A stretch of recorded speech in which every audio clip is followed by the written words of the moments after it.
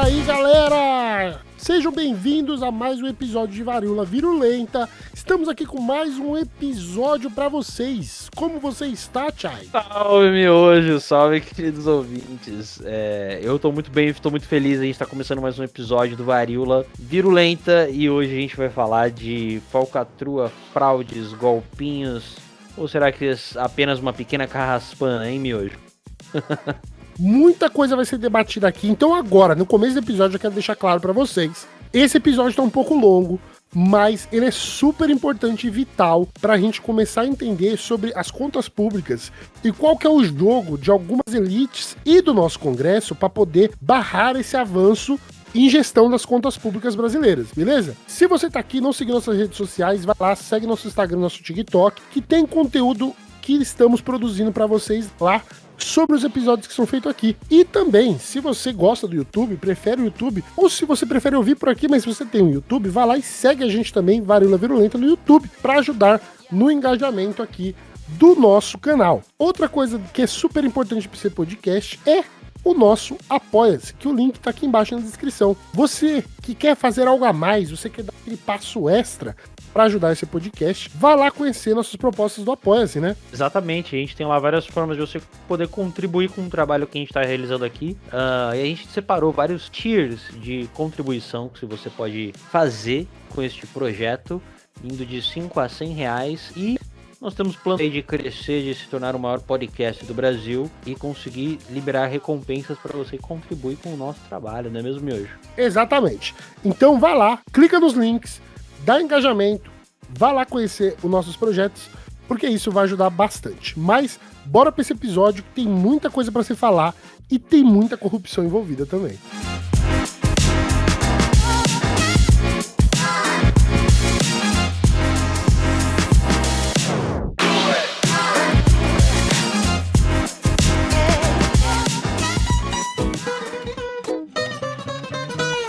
Episódio de hoje: cortes e fraudes.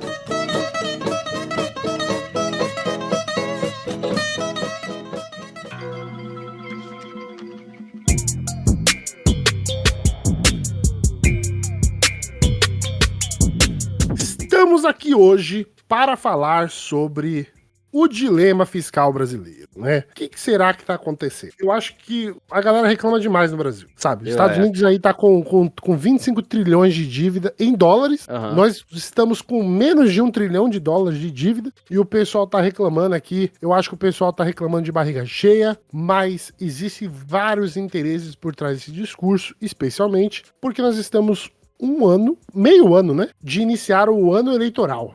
Exatamente. Parece que não, mas isso influencia bastante. Principalmente depois desse projeto que a gente já vem falando aqui no canal, de que a direita, né, a extrema-direita, ela tem um interesse muito grande nas próximas eleições, que não é na presidência, mas é na Câmara dos Deputados e no Senado. Teve uma passeata recente aí, né, uma manifestação organizada por Silas Malafaia, aonde o réu, Jair Bolsonaro, levantou no palco para falar para pedir votos, tá? Não para ele. Ah, isso aconteceu exatamente hoje, né? Exatamente. E você acredita que por um milagre, miojo, eu não saí de casa hoje, porque eu ia exatamente para aquele local hoje. E eu não fazia ideia. Assim, eu fiquei muito feliz de não ter saído de casa, senão, imagina, sair de casa e dar de cara com Bolsonaro e Malafaia. Nossa, mano, que nojo. É tipo, que merda. É pra nunca mais sair, botar o pé na rua. Mas é coisa de cagar na mão e jogar na cara deles.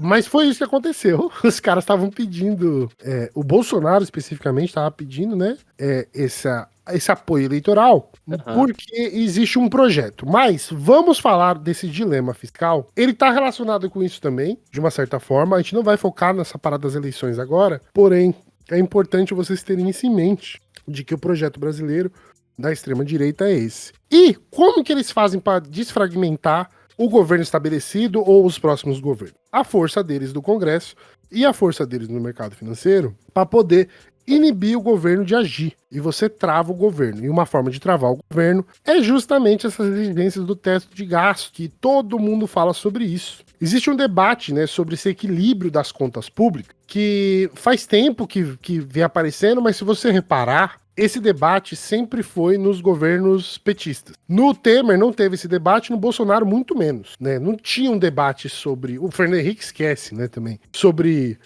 balança fiscal, sobre corte de gastos, sobre limite de gastos do governo. Isso sempre foi meio que uma crítica política brasileira, mas ela se intensifica nos governos de esquerda. Quer dizer, eu não posso dizer governo de esquerda, eu peço até perdão por isso. Pelos governos petistas, né, que se intensifica o Congresso pedindo esse meio que arrochar, né, travar os gastos do governo. É a nossa social-democracia brasileira, basicamente, né? Exatamente, é isso, né, essa caranice aí dessas eleições burguesas, né. É o que a gente deveria chamar de centro, talvez. O centro ele tá bem envolvido com isso, Eu acho que isso é o mais. Porque o centro tem muitas características de. Bom, não vou entrar. Outra história. Bom, pode entrar, foda-se. Não, porque o centro ele é muito de direita, né? Assim, Sim, não, o centro é direita. o centro É é isso, direita, né? Então, tecnicamente, se a gente for, assim, não considerar como cada partido se denomina, mas a política que eles tocam, o PT é o centro. Que é centro-direita. Sim. Total. O PT é centro-direita total, tá ligado? Então o que acontece? A gente tem que pensar que esse assunto, independente de qual governo tá, ele é importante porque ele vai se refletir na sociedade. Então, não é um impasse assim sobre uma escolha binária, né? Ou você tem responsabilidade fiscal ou você faz proteção social. Na verdade, é um assunto mais complexo, que tem várias distorções, tem vários problemas dentro da máquina pública, né? E também nas concentrações de riquezas e rendas que existem no Brasil. O atual pacote fiscal, ele almejava uma economia de aproximadamente 70 bilhões de reais nos próximos 2 anos, por meio das medidas como limitação do crescimento real do salário e restrições ao acesso do abono salarial. O governo, meio que forçado por essa dupla exigência do mercado, dessa consolidação fiscal, e a base eleitoral, que também está pressionando, porque se ele fizer arroxo salarial, os eleitores vão ficar putos, né? É o grande dilema dessa posição que o governo se encontra hoje, né? Então, a gente tem que pensar sobre esse desequilíbrio fiscal, que, se eu não me engano, hoje está em 158 bilhões anuais, né? Com benefícios tributários conseguidos ao agronegócio, mais 11 bilhões de super salários que são gastos dentro da máquina pública. Então a gente vai discutir um pouco sobre isso, né? Então vamos falar um pouco sobre essa anatomia que o Estado tem para poder fazer isso. Vamos falar primeiro dos super salários? Eu acho que a gente pode começar por aí, né? Uhum. Vamos lá. O que é o super salário, gente? É uma galera que trabalha para a máquina do Estado e recebe uns salários que são absurdos, mas eles não param por aí. Então, por exemplo, se você pegar alguns funcionários públicos, principalmente do judiciário, a gente tá falando de pessoas que recebem cerca de 44 mil reais. É dinheiro pra porra, tá ligado? Pra um funcionário público. O que é loucura, né? Mensalmente, se receber esse valor. É mensalmente, isso é um salário mensal, né? Não é o anual. Longe disso, né? É o mensal. Uhum. Então, o que acontece? Além dos salários que eles recebem, o que acontece é a discrepância dos funcionários públicos e desse salário. Então, 70% dos servidores brasileiros públicos, são funcionários públicos, recebem cerca de 5 mil reais por mês. Até 5 mil reais por mês. E a metade dessa porcentagem chega no máximo a 3.400. Mano, pra você receber 44 pau, a discrepância é muito grande. Mas Sim. Não é só isso, né? Se você só fizer a soma só a soma disso, desses gastos, isso dá mais ou menos entre 5 e 11 bilhões nos cofres públicos, né? E isso daí fica bem claro porque, como foi levantado em algumas pesquisas, por exemplo, tem um estudo sobre essa distribuição no site da CNN Brasil, ele fala que 0,14% dos administradores federais recebem acima do teto. 0,14%, mano. Não chega a 1% que recebe esse salário. Então, essa proporção fica mais clara no judiciário, onde 93% dos integrantes recebem salários muito altos. E 91% do Ministério Público tem o que passam desse limite constitucional. O que acontece, cara? Além dos pagamentos dos salários, eles criaram uma forma, né, de você fraudar esse sistema ainda. Que é o mais engraçado, né, mano? Claro, porque um sistema que favorece eles já não ainda precisa ser fraudado. Então o que acontece? Existe uma coisa chamada pagamentos extraordinários, que são, tipo, por exemplo, verbas indenizatórias, vantagens pessoais que eles têm. E esses subsídios que acontecem frequentemente, eles não entram no teto de gasto. Sabe por quê? Porque esses itens, por exemplo, indenização por férias, auxílio para outras finalidades, eles são pagamentos pagamentos retroativos, eles não são considerados salário. Então eles recebem uma soma de benefícios que ultrapassa o teto que seria de 44. Então, o problema não é o salário que está sendo colocado ali na folha de pagamento. O problema é a soma dos salários com os benefícios que são dados dentro da máquina pública, principalmente no Judiciário e no Ministério Público. Porque a Constituição estabelece um teto salarial claro e universal para o serviço público, entendeu? Mas aí o que acontece? O Judiciário e o Ministério Público utilizam a sua autoridade interpretativa e sua influência política para criar um monte de pagamentos que são para eles mesmos, né? Não são pagamentos para outros setores, são para eles. Que eles não são classificados como pagamentos salariais. E eles não estão sujeitos ao teto. Então, isso acaba resultando num sistema de remuneração paralelo, acessível apenas para esse pequeno grupo de elite que recebe muita grana, enquanto a maior parte do funcionalismo público recebe menos, bem menos. Significativamente menos. Então você tem uma casta, né, dentro do funcionalismo público que é um gasto público do governo gigantesco, sabe? E isso precisa ser cortado. Eu não acho que... Não é que eu não acho. É imoral alguém que ganha 44 mil por mês com emprego garantido, sabendo que não vai ser mandado embora, ter outros benefícios. Isso é surreal, né? A gente vê isso muito no STF, né? Porque os ministros, eles têm que ter auxílio... eles têm auxílio tudo, né? Tudo, cara, tudo. Auxílio paletó, auxílio moradia, creche paletó, carro, segurança... Assim, tudo. É o pacote completo. Assim, não se preocupa mais com a sua vida, tá ligado? Você não precisa ter mais preocupação. Você só precisa fazer o seu trabalho. Basicamente Mano, isso. Se você tirar o nome, né, de democracia e chamar de reinado, é a mesma coisa, né, cara? Tipo, os benefícios são o mesmo. A aristocracia não precisa pagar nada, né? Tá tudo incluído no esquema e já era. E foda-se, sabe? Você vive uma vida de privilégios dentro de um país ao qual os privilégios são restritos à mesma classe de pessoas. Então isso é uma problemática gigantesca, Chay. Porque você evidencia o quanto é imoral a qualidade das pessoas, né? Porque isso é imoral. Isso não é crime, isso não é crime que eles estão fazendo, isso tá dentro da regulamentação, eles estão agindo dentro da lei, mas é imoral. É imoral, sabe? Num país onde as pessoas sobrevivem com menos de um salário mínimo. Não só Não dá. eu acho que toda a estrutura política hoje do nosso país, ela é imoral, de alguma forma, né? Tanto tem essa parte do jurídico, né? Que tem esse monte de privilégio, super salário. A Câmara hoje dos Deputados, ela também é vista como um balcão de negócios, né, Miojo? Também Com é certeza.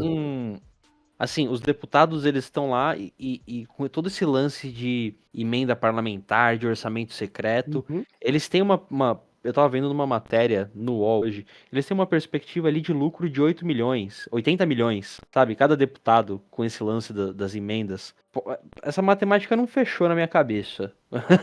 Mas, tá ligado? A gente vai chegar nas emendas ainda. Que é um absurdo, cara. É um absurdo. E vem também nessa ideia de que, pô, tudo isso que compõe a esfera do funcionalismo público virou lucro individual, né? De quem tá ali. E a galera usa toda a estrutura para manter seus privilégios enquanto poda dos outros, né? É quase um sistema de casta que a gente tá vivendo aqui. Muito parecido com o da Índia, talvez. Ou até pior, né? Na verdade, eu acho que até pior.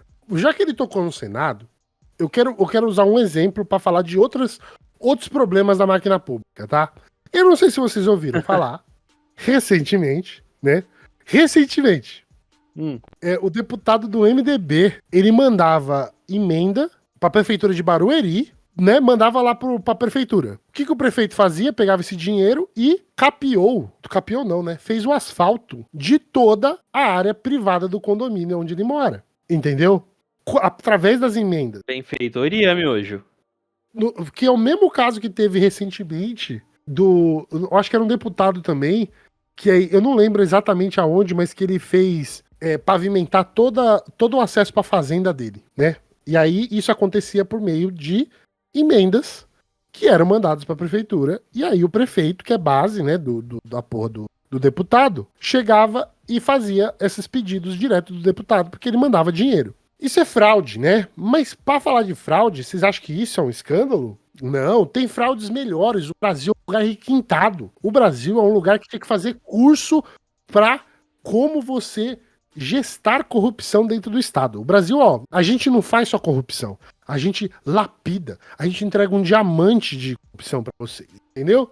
E aí a gente consegue ver que essas corrupções, elas não são só dos políticos. Isso tá dentro da sociedade brasileira. Eu sei que muita gente vai criticar o que eu vou falar aqui. E se criticar também, bom, escreve aí o porquê que você acha que eu tô errado. Mas eu falo, quando eu morei, né, morei quase 10 anos nos Estados Unidos, e eu falava que no Brasil todo mundo é corrupto. Todo mundo. Você não precisa praticar corrupção, mas você sabe como fazer. Essa que é a grande parada. Você acha? Eu acho que todo brasileiro sabe fazer corrupção. Todo brasileiro sabe. Mas não é porque a gente quer. É porque o nosso país, ele gira em torno disso. E corrupções, aqui, gente, não é só você roubar dinheiro do Estado. Corrupções, ele está dividindo a sociedade em vários níveis. Você entendeu? Você, por exemplo... Mano, a corrupção vai do flanelinha na rua, que tá lá, até o policial que não fala a verdade sobre um caso. Ou até você que tá furando a fila do banco. Tudo isso é corrupção. Corrupção não é só receber dinheiro. Corrupção são ações que você vê dentro da sociedade. E olha uma ação que aconteceu recentemente, Chay. Recentemente, saiu o caso aí, uma investigação que está sendo conduzida lá em Santa Catarina, né, que é base dos bolsonaristas, sobre um programa do governo que é da Universidade Gratuita, que foi desenvolvido, o projeto, né, foi desenvolvido para que alunos de baixa renda, né, de baixa renda, consiga ter acesso à universidade. O que foi descoberto lá? Foram descobertos, ó, o Tribunal de Contas do Estado descobriu que cerca de 18 mil inscrições existem indícios de irregularidade. Ah, mas que absurdo. Você acha? Quem acreditaria nisso? Mas fica melhor, Chay. Que tipo de infração foi cometida aí? Não é possível, meu. Estou incrédulo. Ó, o que foi encontrado, já comprovado, foi a presença de 858 estudantes com patrimônio declarado acima de 1 milhão, que estavam recebendo bolsas integrais das universidades. Bolsa que era pra quem? Que era pra galera de baixa renda, pra ter acesso à universidade. Ah, tá.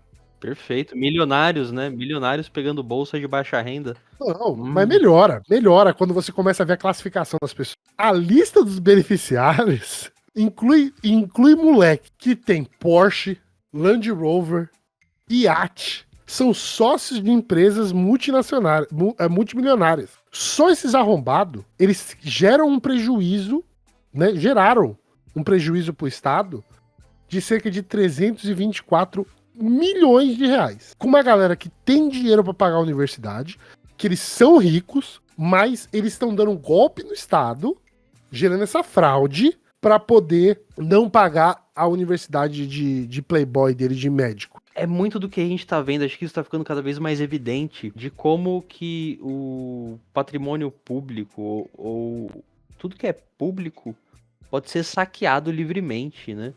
Então, assim, tudo que é serviço público sempre vai ter ali uma parcela de parasita, né? É igual o pessoal, isso aí, esse comportamento aí dos milionários, né? Um bando de playboy pegando bolsa, tem várias coisas, né? Primeiro, como que conseguiu essa porra dessa bolsa, porque tem uma falha no programa aí, então, né? Não, tem uma falha, tá ligado? Mas também é vista grossa, não é só falha. Porque, mano, 800 pessoas, embora sejam 18 mil com irregularidades, 800 já é um número gritante. Sim, sim. E é isso, né? Parece que qualquer um pode... Tudo que é público tem uma parcela de parasita, né? Tomando isso e transformando em riqueza pessoal. Você quer outro exemplo da ponta na minha cabeça aqui, ó? Que eu nem fiz pesquisa. Fácil. Você fazer obra pública. Você fazer qualquer obra pública, mano. Qual foi a empresa que consegue... Qual foi a última obra que você viu no Brasil ser entregue no prazo. Os prazos brasileiros pra obra é de 5 anos, 10 anos. E não entrega, mano. Ah, não. Aí, porra, isso aí é o... pra quem é de São Paulo, provavelmente vai saber dessa história, né? Que é o... Por que que o metrô de Pinheiros ele foi feito por baixo do rio e não por cima, né? Como tem algumas linhas de metrô aqui em São Paulo que elas passam por rio, cruzam rios, mas passa por cima, né? Você faz uma ponte. E o de Pinheiros não, né? Já reparou, Miojo, que o de Pinheiros ele passa por baixo? Aham. Porque é uma obra superfaturada. Era uma forma de você superfaturar a obra, né? Porque você vai precisar de maquinário. Que é caro. É caro fazer isso, é muito mais caro, então é muito mais dinheiro envolvido. Quem lembra, em 2007 a obra deu problema, né? Apareceu uma cratera. Não, mas até mesmo se você pensar na construção, né?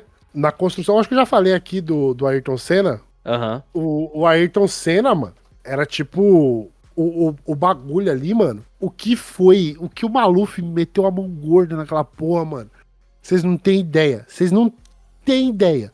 E esse dinheiro vai tudo pra construtoras, que fazem parte do mesmo esquema de construtoras. Tá vendo a corrupção? A corrupção, ela tá o quê? Nas licitações, de como isso acontece, que empresa que vai participar, as empresas que vão desistir de propósito ou não vão apresentar documentação de propósito, porque elas se revezam nas obras. Basicamente é você pegar uma grana que não é sua e converter em benefício próprio, sabe?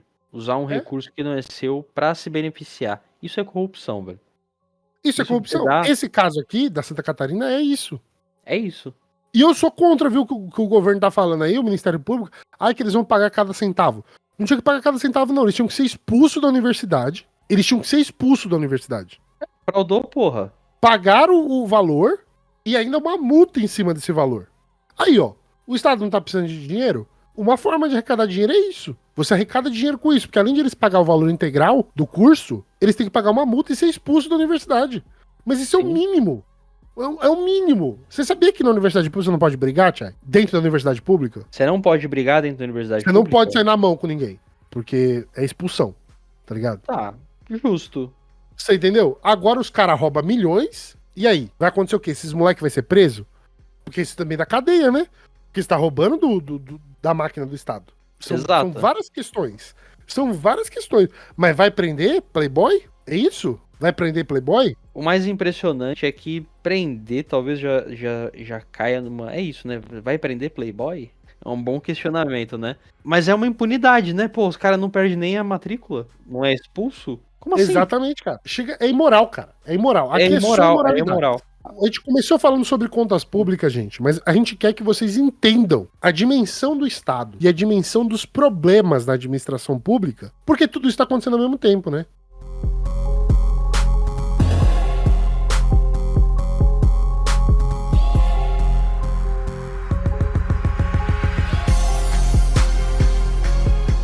Além desses escândalos, nós temos o nosso querido Congresso. Né, o nosso Congresso, que tem bilionário, né, eleito no Congresso. Tem bilionário no Congresso. Tem multimilionário eleito no Congresso. E o Congresso, ele faz o quê? Por causa dessa discrepância da direita e da extrema-direita dentro do Congresso, que eu não entendo o porquê a galera vota pra essas porra, você tem o quê? Na verdade, um espaço que deveria ser um espaço que arbitrasse esses problemas, né, e que você legislasse para que o Brasil tenha um futuro melhor, na verdade, eles são o motor principal da desigualdade fiscal do Brasil. Porque eles defendem ativamente o arcabouço fiscal de desonerações, de benefícios, ao mesmo tempo que eles não querem perder as facilidades do dinheiro que entra na mão deles. Um exemplo melhor que a gente pode falar dessa dinâmica do tratamento fiscal é sobre o agronegócio. Mano, o agronegócio do Brasil se beneficia de uma renúncia fiscal em torno de 158 bilhões por ano. Esses dados aqui são do Ministério da Fazenda. Esse montante, pra você ter uma ideia, representa 20% do total de gastos tributários federais. O governo, o Estado, gasta cerca de 800 bilhões anuais. 158 é pro agronegócio. E isso não é um acidente, tá? Não é um acidente. É porque existe um lobby que acontece dentro do nosso legislativo. Um exemplo disso foi o veto para manter a isenção dos impostos, né? Do IBS e do CBS lá, que para que era o Fundo de Investimento das Carteiras Produtivas do Agronegócio. Você viu isso daí? Sim. Eles queriam, tirar esse negócio, né? Mas o Congresso derrubou. Por quê? A desculpa do agro é que, sem esses fundos, o produtor não consegue produzir. Ele precisa do investimento da Bolsa de Valores para que ele tenha o dinheiro para produzir. Mano, não é capitalismo? A gente não vive no capitalismo? Exato. O capitalismo, para mim, é o seguinte. Se você é o dono do capital, você escraviza quem se quiser, né? E você produz. Por quê? Você tem altos lucros. Porque você tem altos riscos, né?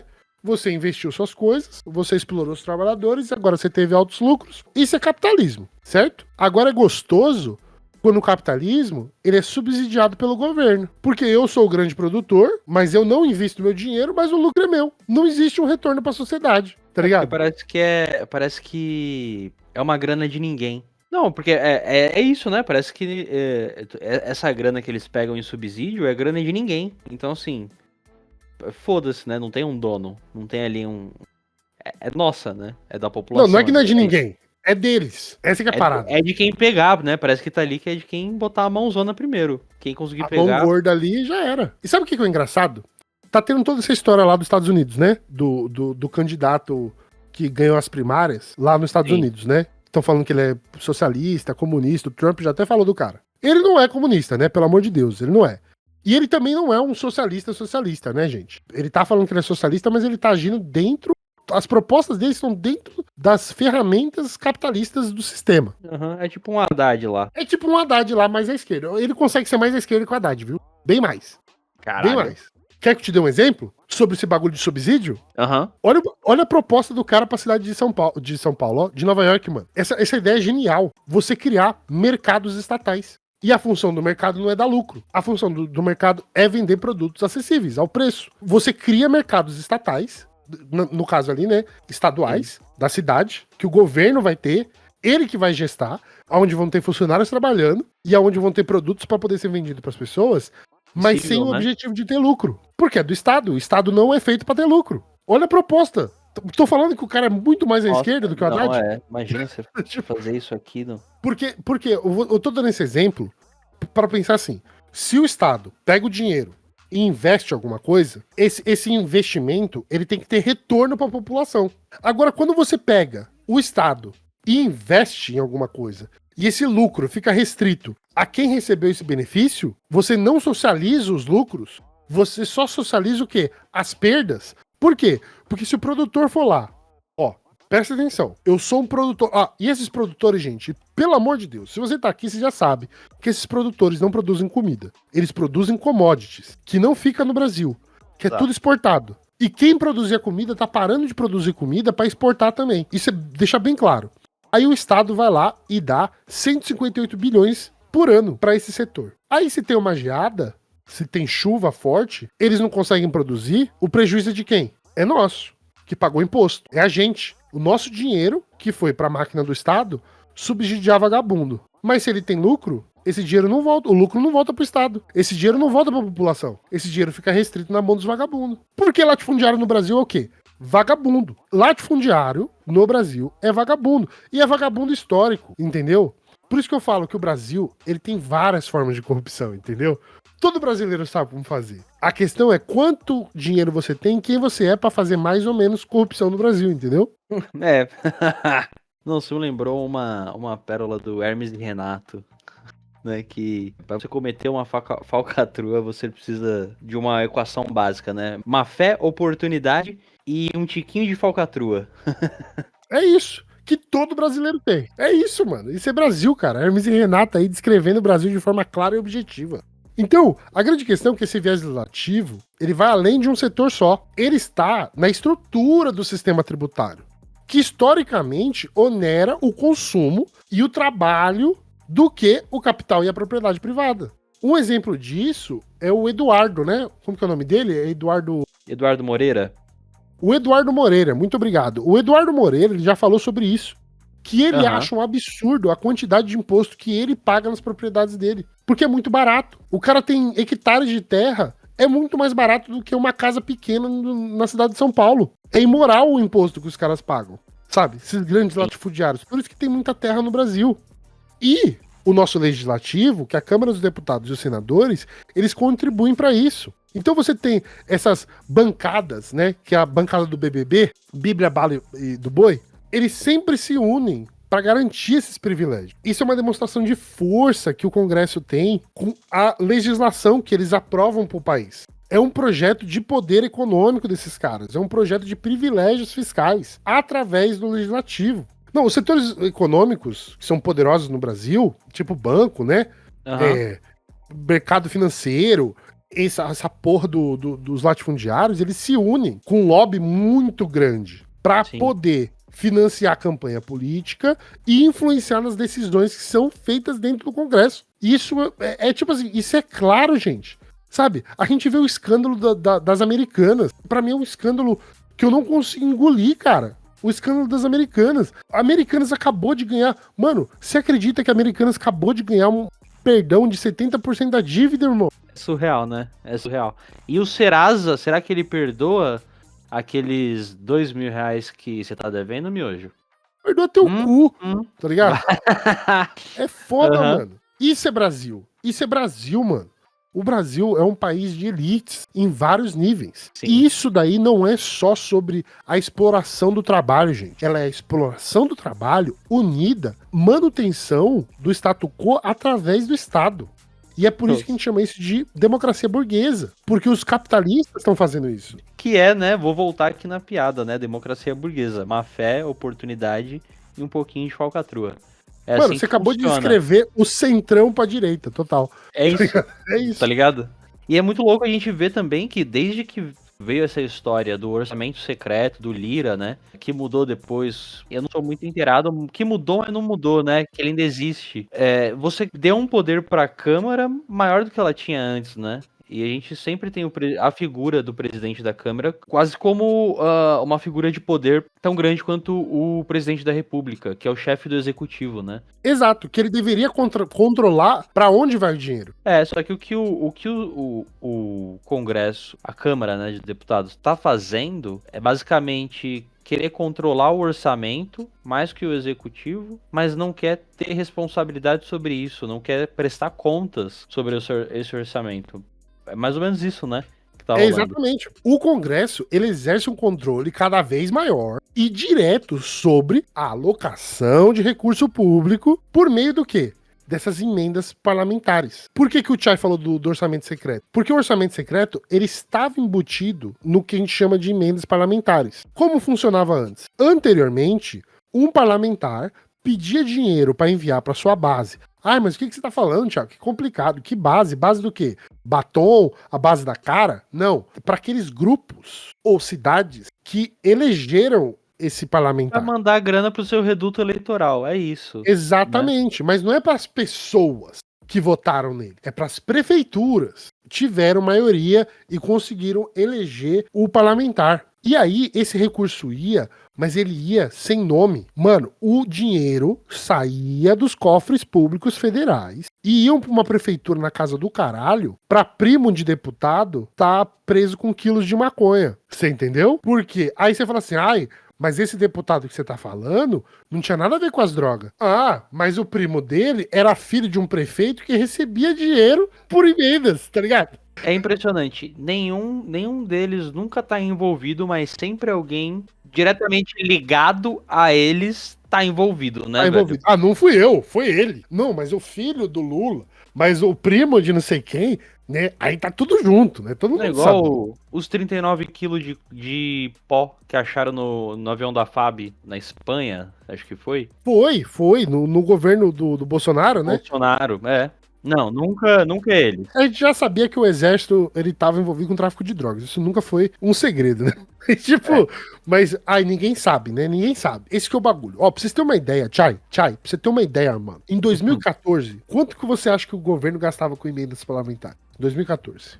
2014, deixa eu chutar, 3 bilhões? Quase, mano, quase. 6 bi em 2014. Uhum. Sabe hoje, 2025, Sabe quanto que é? Passou dos 60 já. Mano, acima dos 50, cara. Bi, por ano. E essa expansão, ela foi impulsionada pela aprovação de emendas constitucionais que se tornaram obrigatórias nas bancadas, você entendeu? Isso foi o Congresso aprovando um dinheiro que não deveria existir para isso. Então, o poder de alocar esse dinheiro nas despesas tinha que ser do Executivo, mas ela foi transferida para o Legislativo em 2023. E eles controlam cerca de 46% das transferências diretas da União para os estados e municípios. Que é um absurdo. Você tira todo o poder do executivo. O legislativo agora não precisa negociar com o governo para receber esse dinheiro e distribuir para a base. Você entendeu? Porque essa era a moeda de troca do governo federal. O dinheiro. Se o governo federal não consegue mais administrar o dinheiro, aí foda-se, você estrangula o executivo. O que acontece é o cenário que a gente tem hoje, né? Que é um executivo de fachada, praticamente. Que não consegue fazer nada, ele tá imobilizado. Ele tá imobilizado. Mas por que que é? Porque ele não consegue fazer a base política. Porque ele podia estrangular o Congresso e o Senado. Exato. Mas ele tem medo de sofrer impeachment. Então, é isso. Porque é um governo acovardado de direita, cara. Pra você ter uma ideia, o ápice da distorção de toda essa história do orçamento secreto foi um mecanismo que foi feito por a emenda do relator, né, que eles chamam de RP9, que permitia a distribuição de bilhões de reais sem qualquer transparência para onde ia isso. O Supremo declarou isso inconstitucional, né, porque viola os princípios de transparência do Estado, né, da impersonalidade e da moralidade, mas a prática mudou, porque agora eles...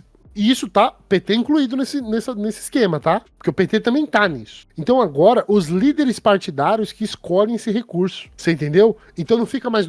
Continua não sendo nominal, porque o líder partidário vai mandar lá pra Pirapora, tá ligado? Do meu ovo, o dinheiro, mas quem tá mandando esse dinheiro é o parlamentar X que pediu pro líder partidário pegar esse dinheiro e mandar pra lá, entendeu? Então você ainda não sabe muito bem como que funciona tudo isso. Cara, isso também é gasto público. Isso também é ajeitar as receitas do Estado. Isso também é balancear a balança, sabe? Você colocar as coisas em perspectiva.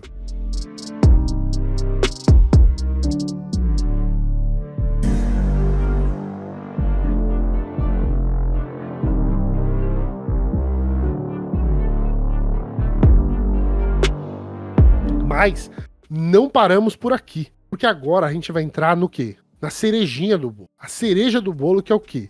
A taxação de grandes riquezas, mano. A gente tem um problema com... Ó, vamos lá falar sobre ativos? Então vamos lá. O Estado brasileiro é credor da grana, por causa da dívida da União. Pra quem não sabe, gente, quando o Estado ele precisa de dinheiro, ele abre os títulos públicos, que todo mundo conhece hoje em dia, né? E você compra esse título. Esse título, teoricamente, é um dinheiro que você tá emprestando pro governo para que ele possa pagar as contas. Certo? Hoje, a dívida do governo federal é aproximadamente 2 trilhões de reais. Em 2024, o governo obteve um resultado de recuperação desses valores, arrecadando cerca de quase 60 bilhões. Não é um grande avanço, assim, né, de acordo com os economistas, por causa do que eles conseguiram salvar de dinheiro, porque o gasto é maior.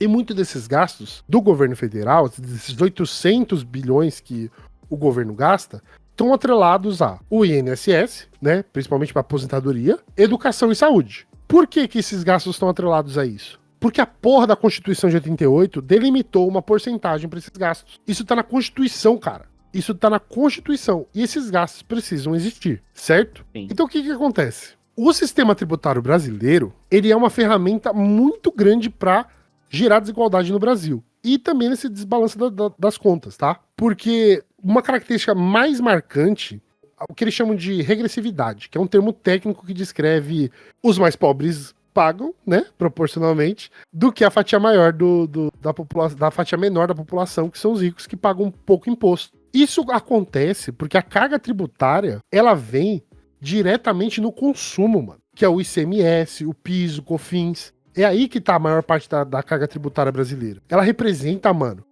mais de 51% da arrecadação total do país, mano. E quem tá pagando essa merda? É você, irmão. Sou eu. Consumidor. Você vai comprar pão? ICMS. Colocou combustível? ICMS. Comprou uma camiseta nova? ICMS. Foi assistir o jogo do seu time de futebol? ICMS. pagou a Disney Plus e CMS. É isso, mano. Essa carga tributária tá na mão de todo mundo. Mas agora vamos numa comparação simples aqui, Chay. Eu nem sei quanto que tá a Disney Plus, mano. Eu acho que deve estar uns R$34, acho que é essa média, mais ou menos. R$34 por aí?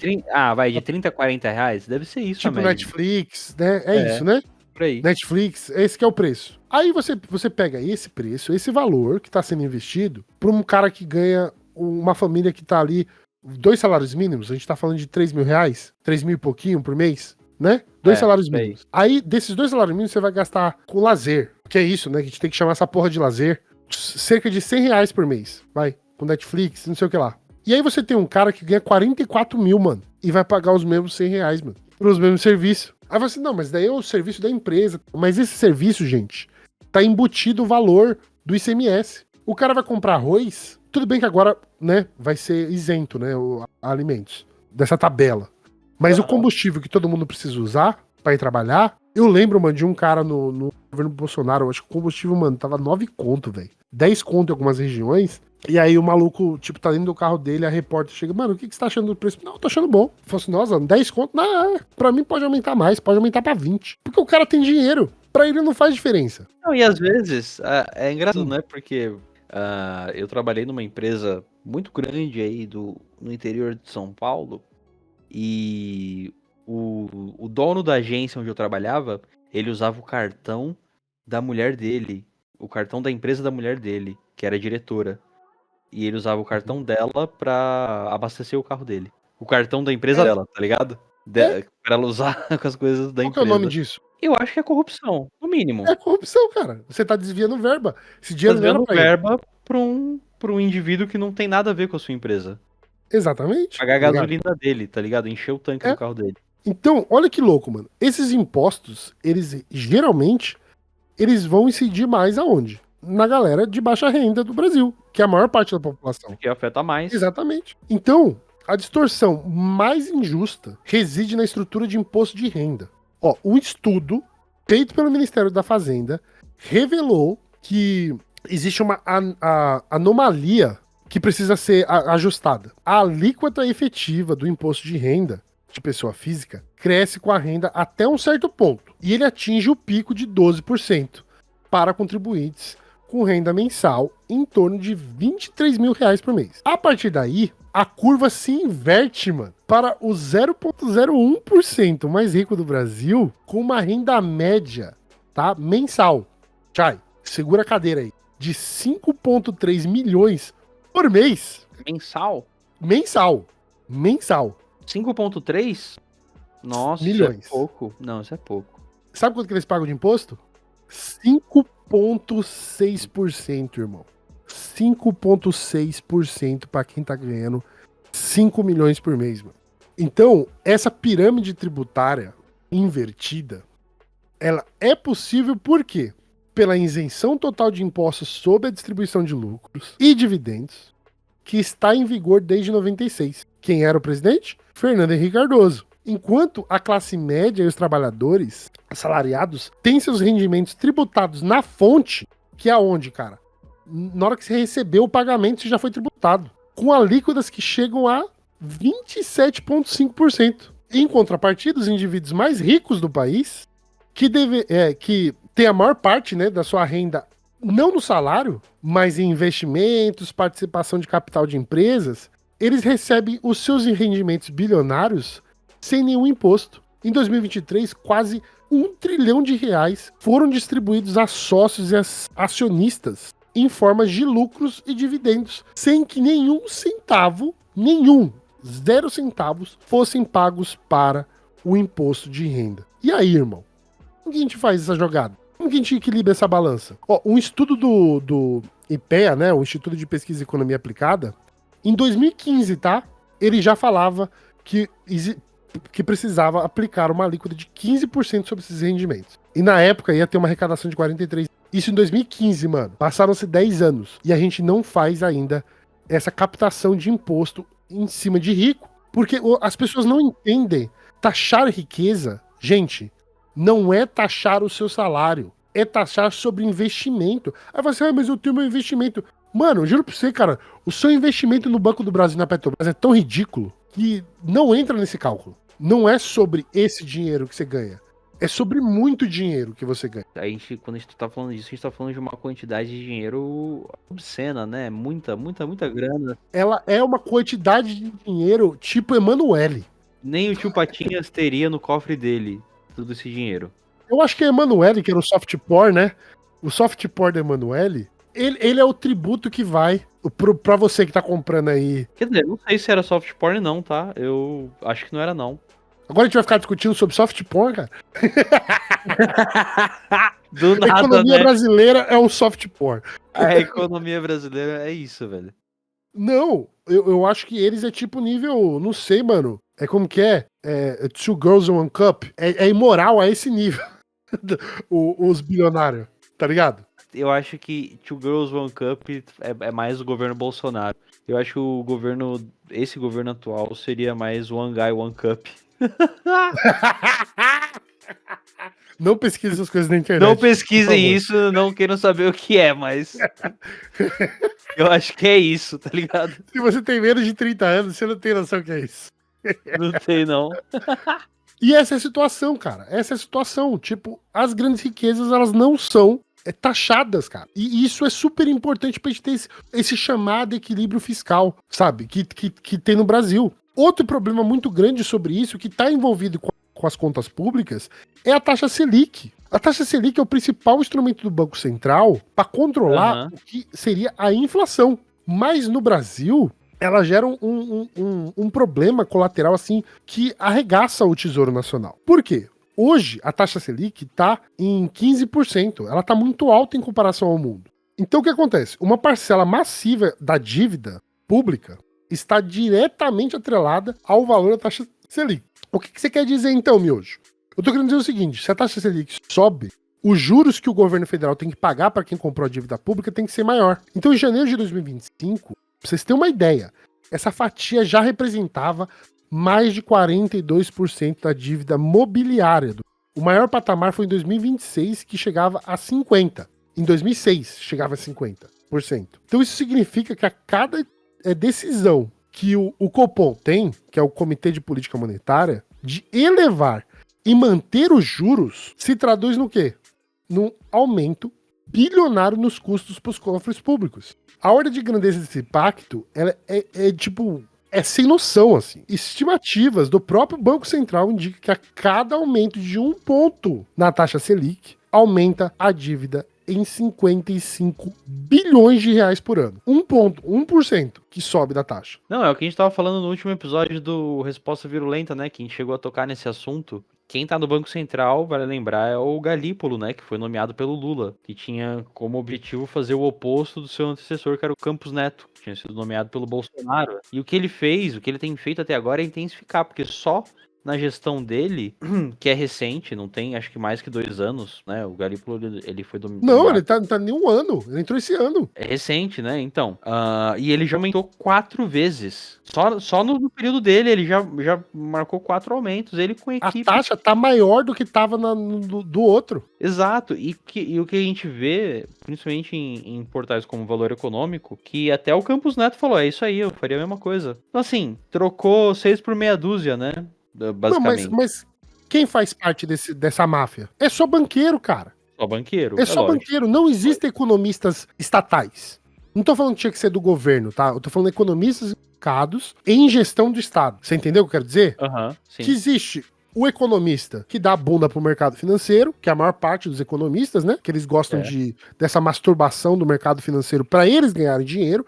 Que é essa galera do Copom, e existem economistas que estão focados em quê? Em gestão pública, em como fazer uma política ou pensar o país de uma forma geral, não setorizada, né? Que é o caso desses vagabundos do Comitê de Política Monetária brasileiro. São todos vagabundos. Que ganham dinheiro como? Rentistas. Essa galera ali, tá, gente? Que tá aumentando a Selic, eles têm ações em dívidas públicas, tá? Lógico que eles compram dívida do governo, porque eles sabem que vai subir. Eles têm um ganho direto com isso, né? É loucura isso, né? É a mesma coisa que acontece com a Câmara, a gente vê se repetindo aqui, né, Miojo? É a mesma estrutura, é a mesma ferramenta. Prática, né? É a mesma prática que é uma prática de quê? De corrupção. Que é basicamente, acho que não era, né? Mas permeia todo o nosso debate, né? Toda a história que a gente tá trazendo. São interesses individuais usando a máquina pública. É isso. Exato. Pra você ter uma ideia, mano, o pagamento da dívida de juros, tá? Pagamento anual do governo, só de juros, chega a R$1 trilhão.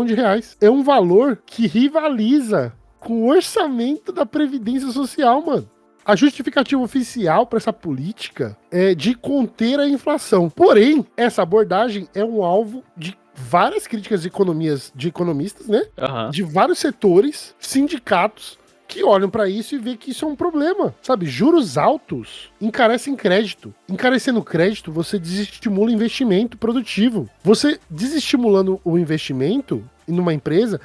deixa eu dar um exemplo, né? Eu acho que eu preciso dar esse exemplo. Imagine que eu tenho uma empresa de borracha e eu preciso comprar matéria-prima, mas eu não tenho dinheiro em caixa para comprar matéria. Então eu faço o quê? Eu vou no banco e peço um empréstimo. O banco me oferece esse empréstimo para que eu possa comprar matéria-prima. Eu comprando a matéria-prima, eu fabrico meus produtos e com esses produtos eu vendo esses produtos. E com esses produtos eu tenho lucro. Esse lucro eu pago o banco com juros, né? E consigo fazer a empresa girar. Certo. Se a taxa Selic tá alto, o mínimo que o banco vai cobrar, o mínimo, vamos supor que o banco só cobrasse o mínimo, seriam os 15% da Selic. Mas banco é zoião. Banco é criminoso. Você entendeu? Narcotraficante no Brasil, ele é mais justo do que banco. Você entendeu? Se você correr pelo certo, você não vai morrer. Banco não, foda-se. Se você correr pelo certo e pelo errado, ele vai te foder. E aí, ele vai colocar uma porcentagem em cima da taxa Selic. Aí a empresa não consegue pegar o empréstimo porque os juros é alto. Então ele não compra matéria-prima. Se ele não compra matéria-prima, o que ele vai ter que fazer? Se ele não puder comprar toda a matéria-prima, né? Agora ele vai ter que fazer um empréstimo menor. Ele vai ter que cortar onde? Na fonte. Qual que é a fonte de empresa? Bonecorte, pra salvar dinheiro. Ele vai mandar o funcionário embora. Mandando o funcionário embora, olha só a bola de neve, mano. Né? Você não tá estimulando a economia porque você tem menos produto, né? Mas aí você mandou o trabalhador embora. Você não tem quem? Consumidor na praça. Porque ele tá desempregado. Então ele não consegue gastar dinheiro. E ele não gastando dinheiro, ele não vai comprar o material da empresa. E aí a empresa vai ter que cortar custo de novo, até o momento que ela quebra. Então, aumentar o gasto público, aumentar a taxa Selic, é você literalmente destruir o mercado. Não foi esse ano lá? O economista da CNN chegou e falou assim, tá vendo? Tem muito emprego, isso é ruim pra economia. As pessoas estão trabalhando.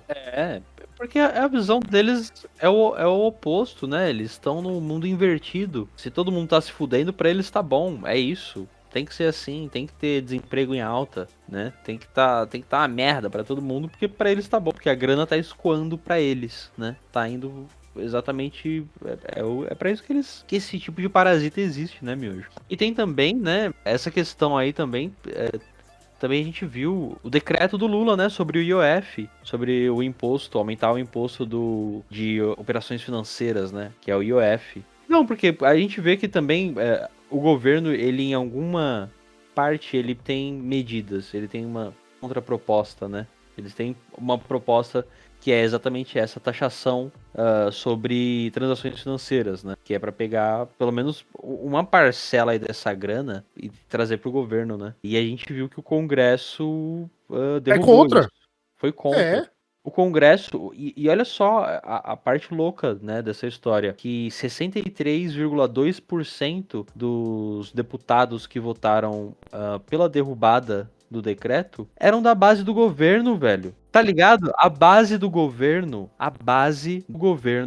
derrubou o decreto. Mas sabe por quê? Porque as pessoas entenderam errado o bagulho. Ah, não. A direita tava vendendo isso, falando que ia ficar mais caro pro pobre as coisas. Aham. E aí, pra eles não perder voto, porque é assim que funciona, né? Pra não perder voto, eles votaram contra. Você entendeu? Ó, pra você ter uma ideia, vamos falar desse bagulho do IOF, né? É bizarro. É bizarro.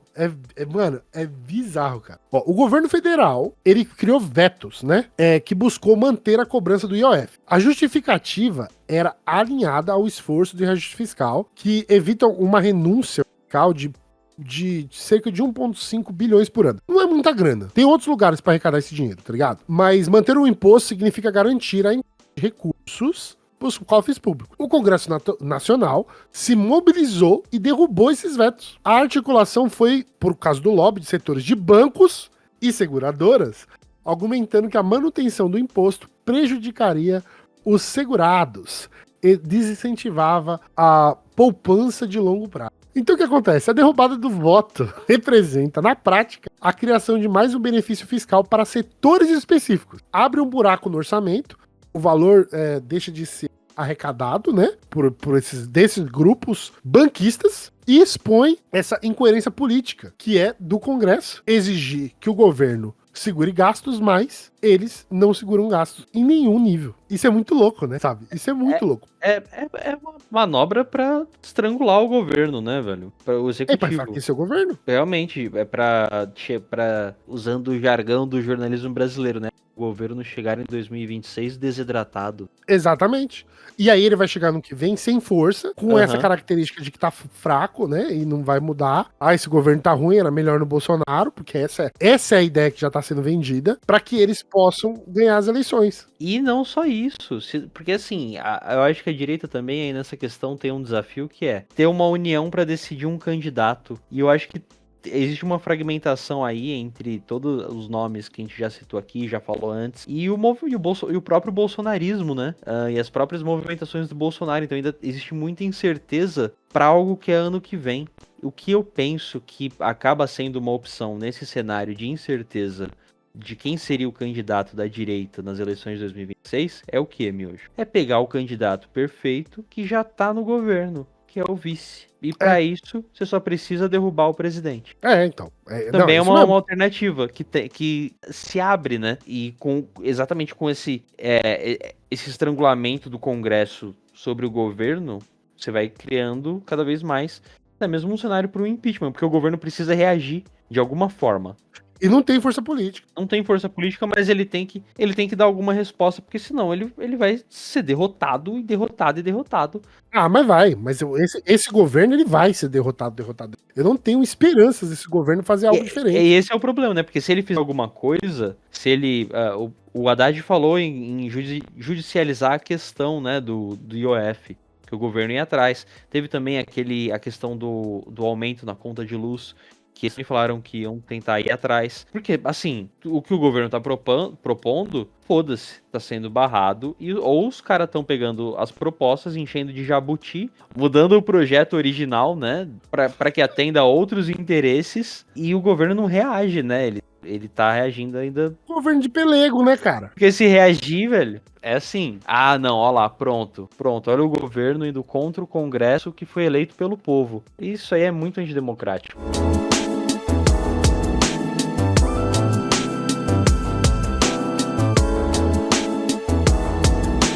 Então, eu acho que o último ponto que eu só queria levar aqui pra fechar esse episódio, que é sobre o imposto de renda de grandes fortunas, que é algo também que tá aí jogado às traças. Diversos projetos de lei já tramitaram no Congresso com a finalidade de dar vida a esse imposto. E aí você tem um de 2019, que é o PLP 183 de 2019, que foi feito pelo Plínio Valério, que propõe a incidência de aluguas progressivas, que variam de 0,5% a 1%, que eu acho pouco.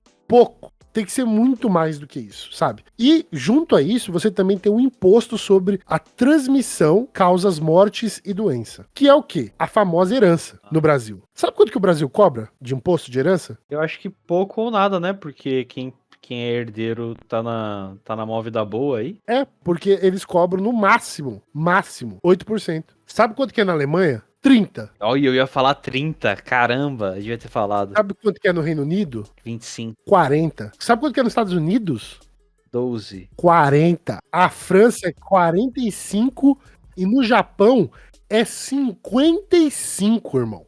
É mais da metade, passa mais da metade da sua herança pra cá, irmão. Você não O trabalhou Brasil por isso. cobra 8%. Por isso que eu falo, quando o vagabundo aí levanta a voz e vem falar, não, é porque se você aumentar os impostos, os ricos vão embora do Brasil. Vai pra onde, irmão? Nossa, Aqui é o paraíso fiscal, irmão. Vai pra onde esses vagabundos? Vai pra porra de lugar nenhum. isso aí devia ser música pro ouvido das pessoas, né? Se você aumentar o imposto, o rico vai embora do país. O que a gente tá esperando? O que estamos esperando, pessoal? Aumente os impostos! Nossa, aumenta pra 99% pra eles vazar daqui, cara. E aí a gente pega as terras deles, a gente vai lá e faz a reforma agrária. Expulsa esses vagabundos aqui, mano. Mas não, O né? Brasil Aí só vai sabe pra que frente de tirar esses parasitas. Mas a gente sabe que isso é só discurso, né? Tudo é só discurso, é tudo pinho pra distrair as pessoas, pra Pra que as pessoas não prestem atenção na origem, né, Do problema. do problema. E, ó, esse episódio, ele foi marcado pra mostrar pra vocês que o problema dos gastos públicos, né, das contas do governo, não são do governo. Esse episódio inteiro aqui foi marcado passando por corrupção e vantagens que o Congresso tem pra votar pra eles mesmos. O problema do orçamento brasileiro é o Congresso Nacional, que aumentou as cadeiras, né? Os caras estão cobrando do governo federal corte de gasto e aumentaram o número de deputados. É isso, tá? Porque tá precisando cortar, né? Não, isso é o que a gente falou também no último episódio, cara. É o patrão que nega um aumento de salário pro funcionário e ao mesmo tempo reforma a sala de reunião e faz um minibar. Não, você tá sendo gentil falando que ele tá reformando a sala de reunião. É o patrão que não aumenta salário e tá mandando mensagem pelo WhatsApp da Disney com a família. Tem esse também. Ano que vem a gente vai conversar. Não, ano que vem a gente conversa. Tá meio difícil esse ano, tá ligado? Tá ligado? Que são os filhos da puta. Então, é isso, gente. A gente queria levantar esses dados pra vocês sobre essa discussão do que tá acontecendo. O que precisa se fazer? Tem que ter um executivo mais forte pra poder blindar. Isso pensando, assim, positivamente nesse governo. A grande realidade é a revolução. Mas outra forma paliativa de resolver esse problema é, nas próximas eleições, a esquerda ser eleita em peso. Mas pode ser essa esquerda centrista, que é muito melhor do que essa extrema-direita, embora também elas sejam inúteis, né? Se for PT, é inútil. Esquece. Mas a gente precisa, tipo, eleger uma galera mais da esquerda, tá ligado? Mano, partidão tem deputado? Vota no partidão. Vota no Partido Comunista. Tem o Partido Socialista? Tem candidato? Vota no Partido Socialista. Tem a Unidade Popular? Tem candidato, né? Embora eu considero eles um pouco aí, né? Todos esses partidos aqui estão dentro dessa social-democracia horrível. Mas, tipo, vote mais a esse nível, sabe? Se o Partido Operário tá tipo, colocando... Se o PCO... tá colocando, tá ligado? Vota. Então, tem que, assim, não dá pra dar voto pra ninguém que esteja à direita do PSOL. Tipo o PT. Tipo o PT. Tem que ser pra esquerda do PSOL. E olha que o PSOL já se esforça pra ser esquerda, tá ligado? Porque o PSOL é a centro-esquerda, porra. É, a centro-esquerda. Então, é do PSOL pra cá, tá, gente? É do PSOL Não pra é do PSOL cá. pra lá. E PT pra lá, é pra tá lá. PT, tá PDT, tá Partido Verde, PSDB, PL, PSDB, tudo PL. isso. Ah, do mesmo balaio? É, mesmo balaio, gente. É o mesmo balaio, entendeu? Então, outra coisa popular é a gente começar a se organizar para fazer uma greve geral. Ou o nosso parlamento começa a parlamentar para a população, ou a gente trava o Brasil com greve geral. Exato, e isso é uma lição que a gente viu com o Gustavo Petro na Colômbia, né? Que conseguiu vitórias mesmo não tendo a maioria, né? Mesmo a correlação de forças não sendo favorável, porque ele jogou pra galera, chamou a população. E a gente precisa realmente de alguém que chame nós, né? E também se organizar pra fazer greve, pra paralisar. Então aqui eu já vou jogar o próximo episódio pra você. O próximo episódio vai ser como o Petro conseguiu passar reformas trabalhistas Exato. em um país que é mais conservador que o Brasil. Porque tem esse detalhe. A Colômbia é muito conservadora. E tem base dos Estados Unidos lá. Tem base nos Estados Unidos. Como que um presidente passou as maiores reformas trabalhistas na Colômbia com um país que é tão conservador e ele não tem a maioria, tá? Ele não tem a maioria no Congresso. E ele conseguiu passar, sabe? A gente vai fazer o próximo episódio, já tá marcado aqui. Se você tá ouvindo esse episódio, boa. Já se prepara que o próximo vai ser sobre como, em 2025, a gente teve a maior aprovação de reformas trabalhistas num país tão conservador quanto a Colômbia, beleza? Vamos nos despedindo por aqui. Quero agradecer a presença de todos. Novamente, os recados aqui são os mesmos. Segue a gente nas nossas redes sociais, tanto no Instagram como no TikTok. Se você também gosta do YouTube, vai lá, procura a gente, Varíola Virulenta, e segue também a gente lá. Mesmo que você escute por aqui, vai lá e segue. Compartilha esse podcast com as suas pessoas amadas e principalmente as pessoas odiosas. Porque as pessoas que odeiam a gente dão mais visibilidade também. Se inscrever. E isso é maravilhoso pro impulsionamento desse podcast. Exatamente. Se você escutou esse episódio até aqui também e acha que ele pode provocar alguma pessoa, manda pra essa pessoa. Deixa essa pessoa se irritar ouvindo nós. É uma forma também de contribuir com o trampo que a gente tá fazendo aqui, né? E é isso, então a gente vai ficando por aqui, né, Miojo? Quero agradecer, um beijo, um abraço e nos vemos no próximo episódio aqui no Varíola Virulenta. Falou, tchau, tchau. Isso aí, até a próxima, meus amigos. Falou, valeu!